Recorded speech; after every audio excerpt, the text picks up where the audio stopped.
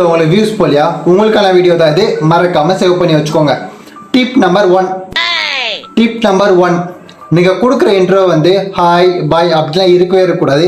நீங்கள் கொடுக்குற இன்ட்ரோ வந்து பயங்கரமாக சர்ப்ரைஸ் பண்ணுற மாதிரி இருக்கணும். எண்டில் ஏதாவது ட்விஸ்ட் இருக்க மாதிரி இன்ட்ரோ கொடுத்தே ஆகணும். அப்போ தான் இந்த வீடியோ வந்து பெருசாக ரீச் ஆகும். இந்த வீடியோவில் எதாவது விஷயம் இருக்குன்னு சொல்லிட்டு கண்டிப்பாக வந்து பார்ப்பாங்க. டிப் நம்பர் 2 வந்து என்னன்னா, நீங்கள் கொடுக்குற டைட்டில் நீங்கள் மோஸ்ட்டாக அந்த வீடியோக்கு ஏற்ற மாதிரி நீங்கள் டைட்டில் கொடுத்தாவே போதும். அந்த வீடியோ வந்து ரொம்ப சஜஷனாகவும் ரீச் ஆக பெரிய அளவுக்கு வந்து ரீச் ஆக வந்து வாய்ப்பு இருக்குது.